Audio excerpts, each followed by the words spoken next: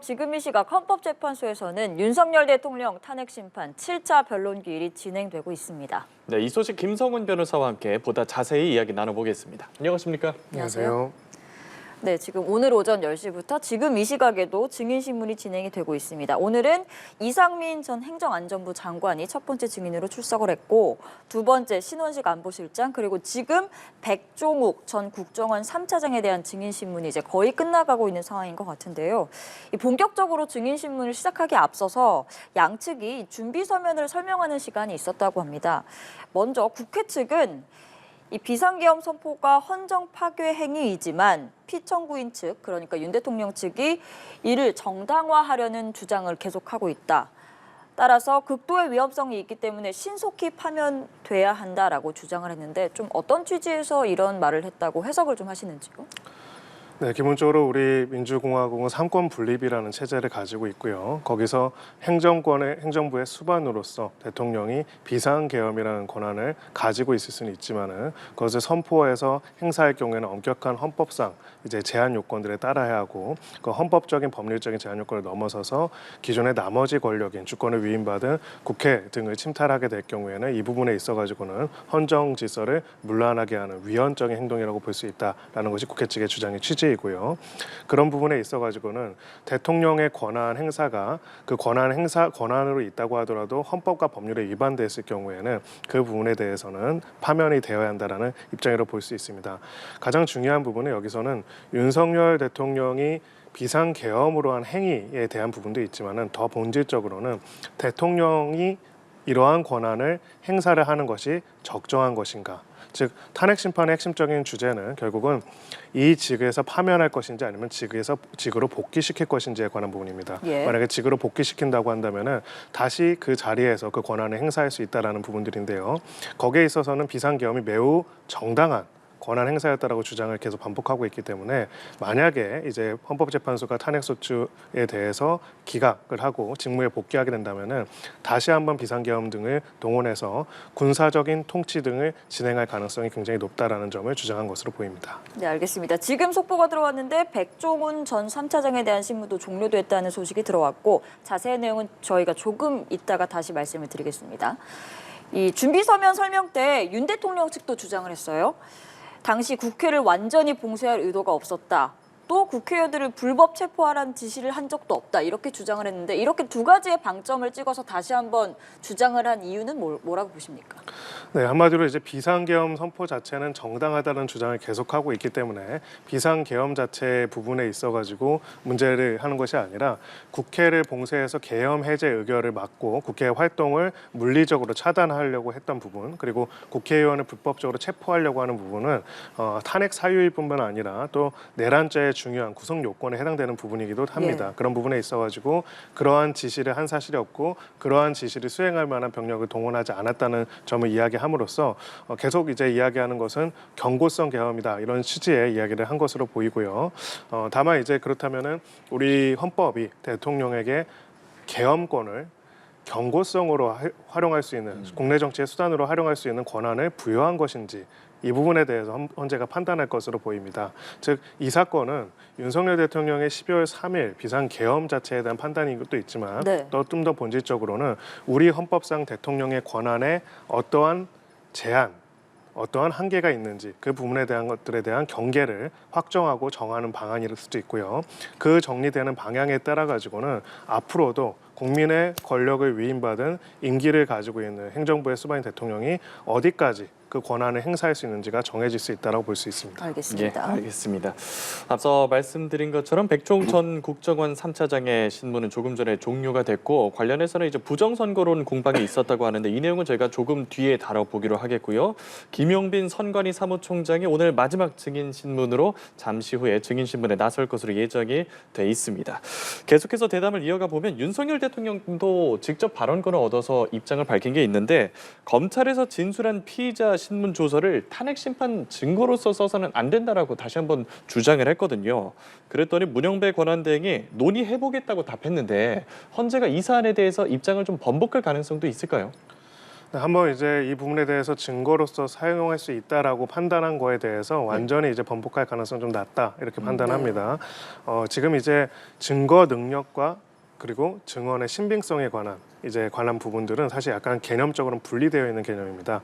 어떠한 내용들을 어떠한 자료들을 이 심판이나 이 재판 과정에서 증거로 쓸 수 있는지에 관한 부분이 증거 능력에 관한 부분이라면요. 네. 이제 그렇게 나온 증거들을 거기에 나와 있는 내용들은 어떠한 특정 사실관계를 입증한다는 것 할 만한 신뢰성 있는 증거인지를 인정하는지 안 인정하는지 여부가 바로 신빙성에 관한 부분들입니다. 그래서 결론적으로는 헌재에서는 증거 능력이 있는 것으로 봐서 이 부분에 대해서 이것을 앞으로의 심판의 증거 자료로 사용하겠다라는 취지인데요.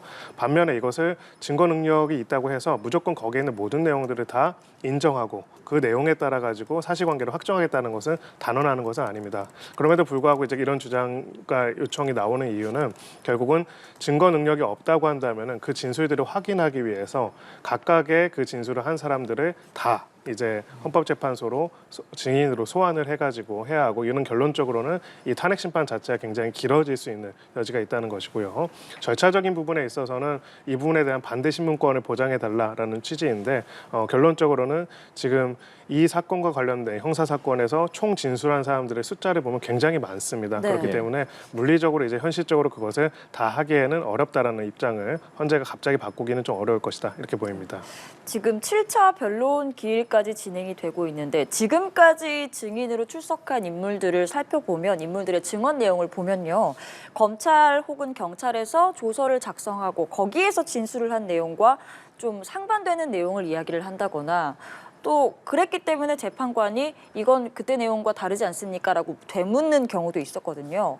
이런 식으로 이 검찰 조서가 사실은 아닌 거잖아요. 말 그대로 조서에 네. 작성한 내용이기 때문에 뭐 이런 논란들이 계속해서 있어서 윤 대통령 측도 이 조서가 증거가 될 수 없다 이렇게 주장을 반복하고 있는 것 같기도 하거든요. 윤 대통령 측이 계속해서 이런 주장을 하는 좀 법적인 이유랄까요? 그런 것도 좀 설명을 해주시죠. 네, 소위 말해서 어떤 진술이 조서 형태로 정리가 되면은 그렇게 진술한 내용으로서 이제 받아들여지게 되는데요. 다른 한편으로는 이제 여기서 반대 신문권, 즉 이러한 진술을 누군가가 이야기를 할 때 그 사람의 진술에 대해서 질문을 던짐으로써 그 부분에서 사실이나 의견, 그 사실 자체의 어떤 정합성에 관한 부분들을 다투어 볼 수 있는 기회들이 보장되어야 한다라는 것이 기본적으로 재판 과정에서 요청하는 사항이라고 볼 수가 있습니다. 그런 부분에 있어가지고 지금 각 진술 조서의 내용에 대해 가지고 자신들이 반대 신문권을 가지고 해당되는 사람들에 대해서 신문할 수 있는 권리를 달라라고 요청을 하는 것이고요. 다만 이제 이 부분과 관련돼서 이제 세부적인 내용들뿐만 아니라 또 중요한 것은 객관적인 사실관계를 확정하는 데에서 필요로 하는 증인신문들은 진행을 하되 그렇다고 해서 이 조서에 있는 모든 사람들을 다 증인으로 부른다거나 혹은 검찰이 그동안 조서로서 정리해놓은 모든 내용들을 아예 증거에서 빼게 된다면 사실관계 확정에 있어가지고 필요로 하는 자료들을 확보하는 게 굉장히 어려워질 수밖에 없습니다. 그런 부분에 있어가지고는 이제 재판부 입장에서는 증거 능력은 인정하되 그리고 앞에 과거 이제 박근혜 전 대통령 탄핵 심판 때도 그런 부분에 있어서의 이제 증거 능력에 관한 부분들에 있어서는 앞으로 선례도 있기 때문에 증거 능력을 인정하되 지금 이야기하는 각각의 사유들은 여러 가지 신빙성들을 바탕으로 해서 판단해서 할 것이다 이렇게 볼 것입니다. 가령 예를 들어보자면요. 네. 체포 국회의원을 끌어내라고 했다. 혹은 누군가를 체포하라고 했다. 이런 부분에 대한 것들에 대해서 체포 국회의원이라는 표현을 썼냐 안 썼느냐 그 용어에 대해서 이야기를 하고 홍장훈 처장의 이제 그 메모에 대해서도 여러 가지 질의들이 있는데 체포 지시가 전혀 없었다라고 하고 체포 지시가 있었다라는 것이 홍장훈 차장의 증언이라면은 이것을 인정하는 과정에 있어가지고는 반드시 진술 조서만 이슈가 되는 건 아닙니다. 즉 실제로 14명의 대상자에 대한 체포 지시를 받았다는 여러 사람들의 진술 내용과 그리고 실제로 특정 인물들에 대한 체포조들이 서로 그 과정에서 서로의 동선과 내용들을 확인하기 위한 카톡 화면들이나 이런 내용들은 다 이제 증거들로서의 가치가 있는데 이런 내용들을 전반적으로 이제 증거로서 배제를 하게 된다면은 이 부분에 대한 입증이 어려워지고 그렇다고 이 모든 사람들이 나와서 증언을 하게 된다면은 탄핵 심판 절차가 굉장히 길어질 수밖에 없게 되겠죠. 그래서 재판부로서는 지금 이야기하는 각각의 사유들이 결국은 증언의 신빙성에 있어가지고는 확인하는 하나의 참조 자료를 삼겠지만은 완전히 증거 능력을 배제해서 처음부터 모든 내용들에 대해서 다시 신문들을 진행하는 구조는 회피하기 위해서 그 부분에서의 적정한 선을 고민할 것이다 이렇게 생각합니다. 네, 예, 알겠습니다. 그러면 이제부터는 증인들의 신문 내용 하나 하나씩 살펴보겠습니다. 가장 먼저 증언대에 오른 이상민 전 장관 약 2시간 정도 증인 신문이 진행됐는데 거부권을 행사하지 않고 질문에 상당히 적극적으로 답변을 했습니다. 지난번 국회 국조특위 때와는 전혀 다른 모습이거든요. 어떤 심경으로 이렇게 적극적으로 임했을까요?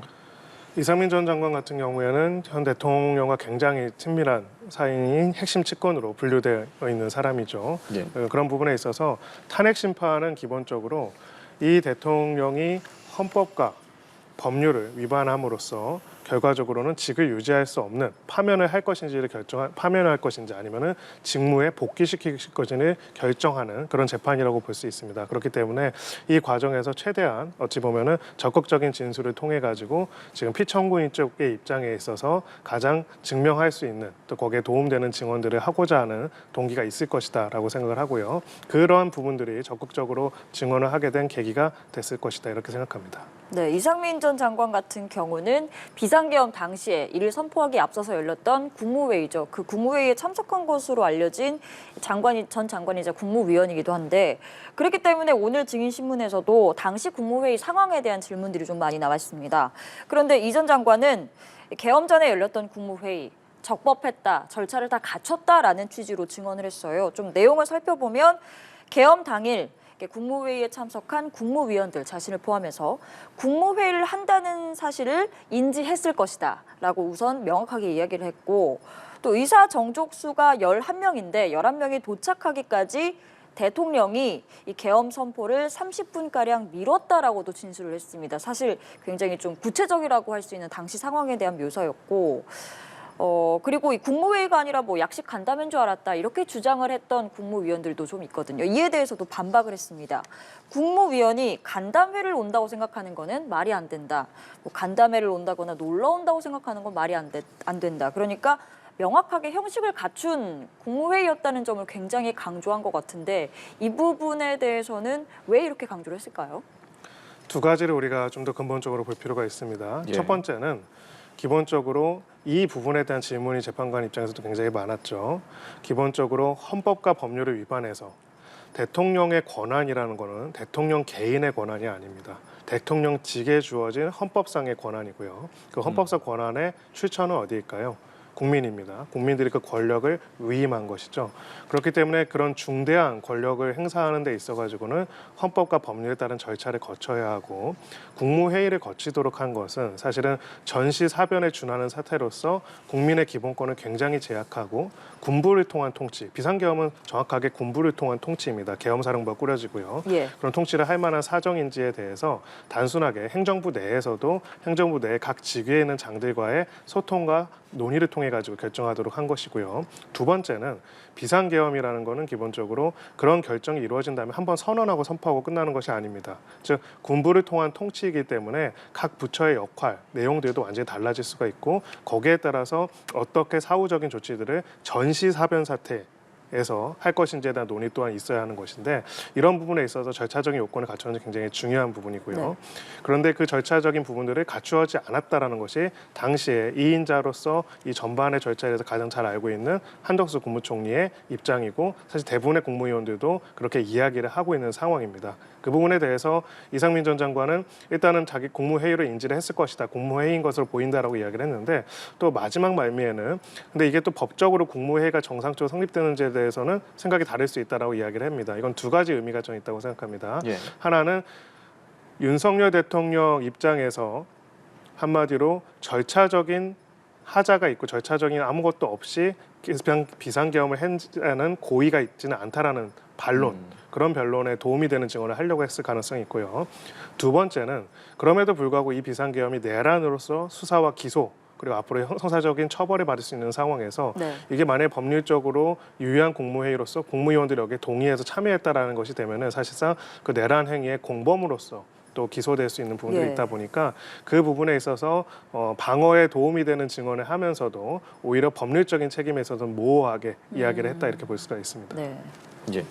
이 전 장관에게는 또 언론사 단전 단수 지시를 했느냐 그 여부에 대한 관심이 집중이 됐는데 이 전 장관이 받거나 한 적이 없다고 얘기를 했는데 다만 이 단전 단수 관련해서 적힌 쪽지를 멀리서 보기는 했다라고 얘기를 했거든요. 조금 모호한 답변으로 여겨지는데 어떻게 해석을 해야 될까요?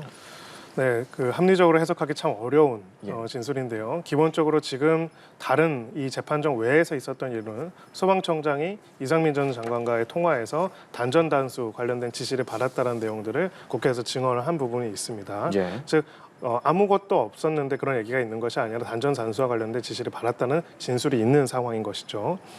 근데 지금 그렇다면 이게 어디서부터 온 것인가? 대통령 측에서 충분하게 이런 부분들에 대한 지시나 내용도 없었는데 이상민 전 장관이 임의로 이런 방식으로 지시를 한 것인가에 대해서 이상민 전 장관은 자신의 지시가 아니라는 것을 강조하기 위해서 그런 내용이 대통령실에 쪽지로 있었다는 얘기는 했습니다. 네. 예. 근데 그것을 또 윤석열 대통령을 변호하는 입장에서 그것을 나한테 지시한 것은 아니라고 했고요. 그럼 단전단수라는 쪽지가 저 멀리서 날라와서 이상민 전 장관의 인지에 들어간 다음에 그것이 자신의 휘하에 있는 소방청장에게 대한 어떤 소통으로 갔다라는 취지인데 그 소통이 지시가 아니었다고 얘기를 하지만 그건 소방청장이 그런 내용이 전혀 없었는데 그런 지시를 받았다고 허위 증언을 하고 있다는 얘기가 되겠죠. 네. 그런 부분에 있어가지고는 양 끝단에 있었던 내용, 소방청장은 단전 단수와 관련된 내용을 들었고 그 부분에 대한 내용들이 원래 있었던 것은 대통령실에 있었던 문건이라는 부분에 있어가지고는 그 중간에 전달 과정에 담당했던 이상민 전 장관의 지금 이야기하고 있는 증언 내용은 합리적인 해석으로는 조금 이해하기는 어렵지 않을까 싶습니다. 기본적으로 만약에 이제 단전 단수라는 거는요, 기본적으로 불법 점거를 하거나 굉장히 강력한 물리적인 수단에 버금가는 그런 행동들인데 그런 내용들을 소방청이 진행할 수 있고 진행해야 한다는 내용의 문건이 있다고 한다면은 그 문건에 대해서 행안부 장관이라면 어떤 식의 반응을 보였어야 할까요? 이게 도대체 무엇인지 이거는 무슨 취지인지 여기서 나의 역할은 무엇인지를 물어보고 거기에 따라서 행동을 하는 것이 당연할 텐데 지시도 하지 않았고 문건도 받지 않았는데 멀리 떨어진 내용들을 그냥 자기는 우연히 받고 그걸 확인했다는 거는 사실은 그렇게 증언은 했지만은 그거의 그 증언의 신빙성을 재판관들이 인정하기에는 조금 어려운 부분이 아닐까 싶습니다. 예, 알겠습니다. 잠시 헌재 상황 전해드리면 이제 네 번째 김용빈 선관위 사무총장의 증인 신문이 시작이 됐다고 합니다. 이제 관련 내용도 들어오면 저희가 전해드리도록 하겠고요. 그러면 이 단전 단수 관련해서 윤 대통령의 검찰 공소장 내용과 배치가 되는 부분이 있거든요. 이 전 장관이 관련 지시를 받은 적은 없지만 적힌 문건을 보고 피해를 파악하기 위해서 소방청장에게 전화를 했다고 증언하는데 앞서 말씀하신 그 소방청장과의 통화 내용도 얘기를 하셨고 제가 얘기한 것처럼 공소장 내용과 배치되는 부분이 또 존재하다 보니까 이 부분은 저희가 어떻게 해석을 해야 될까요? 네, 결론적으로는 이제 공소장의 범죄 사실로 정리가 되려면 한 사람의 진술만으로는 부족합니다. 실제로 이제 그거와 관련된 여러 당사자들의 진술, 그 신문 과정들에서 밝혀지는 부분들이 있을 거고요. 그럼 소방청장에 대해 단전 단수를 한다면은 전 국민 단전 단수가 아니라고 한다면은 구체적으로 어느 타겟 기관에 대해서 이런 지시가 있는지에 대한 내용들이 구체적으로 진술로 나왔다라고 볼 수가 있고 예. 그렇다면은 지금 이상민 전 장관이 이야기하고 있는 문건은 존재했지만 지시는 받지 않았고 그 문건에 무슨 내용이 있는지 제대로 보지 못했지만은 그것을 지시한 게 아니라 그냥 피해가 없는지 확인하려고 했다는 내용들은 사실은 조금 합리적으로 보기는 어려울 걸로 보이고요. 다만 여기서 분명한 거는 그런 문건이 있었고 구체적으로 소방청장에게 단전과 단수와 관련된 지시사항이 적힌 문건이 존재했다. 그 존재한 문건이 대통령실에 있었다. 이런 내용에 대한 사실관계로서는 인정될 수 있을 것이라 봅니다. 그러면 결론적으로는 만약에 재판부에서 이 부분에 대한 신문을 진행한다면은 아까 이상민 전 장관이 이렇게 이야기를 했는데 네. 실제로 그런 문건들이 작성이 됐느냐 대통령한테 피청구인에게 그 부분에 대해서 질문을 할 수는 있을 것이라 보입니다. 네, 알겠습니다. 저희가 지금 윤석열 대통령의 탄핵 심판이 오전 10시부터 지금도 진행이 되고 있고 보여드리고 있는 화면은 이상민 전 행안부 장관이 오늘 오전 오늘 변론기일의 첫 번째 증인으로 출석을 해서 이야기를 하고 있는 모습입니다. 지금 증인 3명에 대한 증인 신문이 끝났고 김용빈 중앙선관위 사무총장에 대한 증인 신문도 조금 전에 시작을 한 상황입니다. 저희가 이 증인 신문에서 나오는 내용도 들어오는 대로 전해드리도록 하겠습니다. 자, 대담을 계속 이어나가 보면요. 이상민 전 장관이 이 쪽지, 단전 단수와 관련한 쪽지, 집무실에서 그 쪽지를 멀리서 봤다. 거기에 단전 단수 이런 내용이 적혀 있었다라고 이야기를 했고 근데 그러면서 또 이렇게 발언을 했어요. 자신이 집무실에 계엄 선포를 만류하러 들어갔을 때 얼핏 봤다. 그러니까 지금 아까 말씀하신 것처럼 만약에 이 계엄 자체가 좀 불법으로 좀 판명이 된다면 당시 국무위원들도 책임을 지게 되는 상황인 건데 이상민 전 장관은 지금 계엄 선포를 만료하려고 했다라는 걸 간접적으로 이야기했거든요. 이것도 좀 어느 정도 재판부의 판단을 좀 기대를 하고 한 발언일까요? 네, 그렇습니다. 사실은 근데 이런 부분들이 굉장히 그 국민들의 혼란을 일으키는 게요. 예. 지금 피청구인 측에서는 이 비상계엄은 매우 정당한 권력 행사였다라고 이야기를 하고 있는 상황인데 예. 지금 이 부분과 잠시만요. 관련돼서 저희가 지금 화면 하나를 보여드리고 있는데 조금 전 헌법재판소 장면입니다.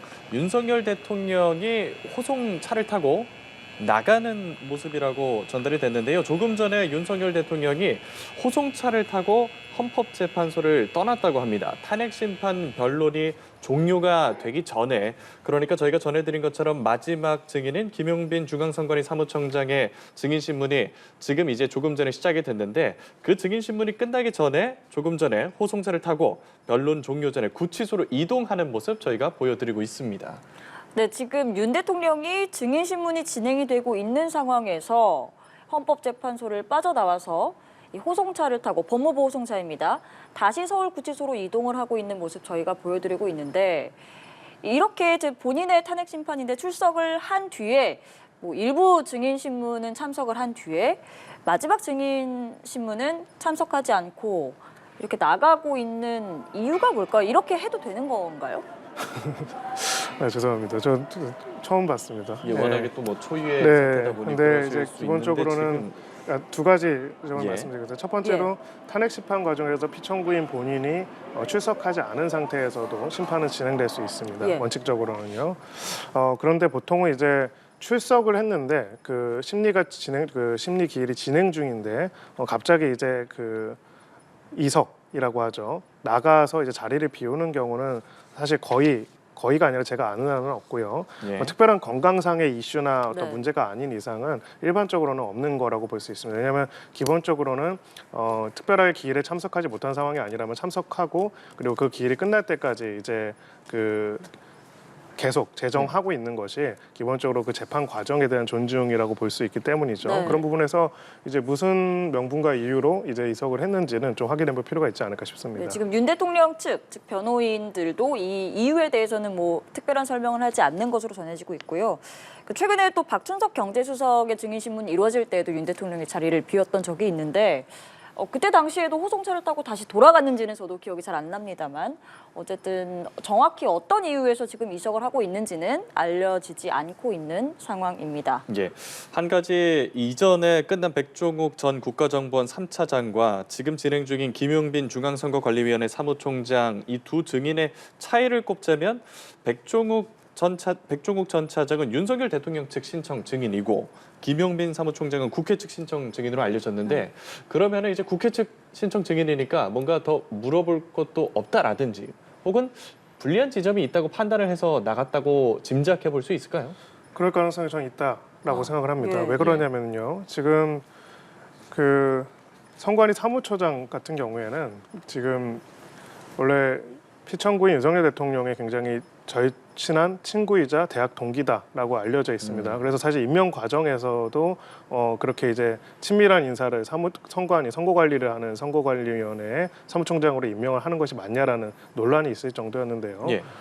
그렇다면은 이분과 관련해서 국회에서도 몇 번 질의가 있었죠. 그러면 부정선거 관련돼 가지고 뭐 대통령 측에서 선관위 쪽에 이런 부분들을 확인해 달라고 하거나 이런 부분이 문제 있거나 이런 소통을 한 적이 있느냐라고 했을 때 사무처장은 전혀 그런 일이 없다라고 이야기를 했고 지금 네. 있는 관리 시스템이나 내용상으로도 소위 말해서 개선할 점들은 있을지언정 부정선거다 이렇게 할 수 있는 부분들이 존재하지 않는다고 이야기를 했는데 그렇다면 이제 만약에 이제 재정된 상태에서 신문들이 진행한다면은 사실은 어찌 보면은 이 부분에 있어서 지금 우호적인 관계를 떠나가지고 과거에 굉장히 우호적인 관계지만은 사실은 재판관들도 제일 궁금해할 겁니다. 만약에 그렇게 심각한 비상계엄을 선포해서 군병력을 동원할 정도의 문제가 있다라고 한다면은 가장 절친한 친구 중에 한 명으로서 선관위의 사무를 총괄하고 있는 사람에게 이 부분에 대해서 필요로 하는 자료를 협조를 하도록 하거나 이분의 조사에 응하도록 하거나 그 문제점에 대해서 스스로 밝히도록 할 수가 있을 텐데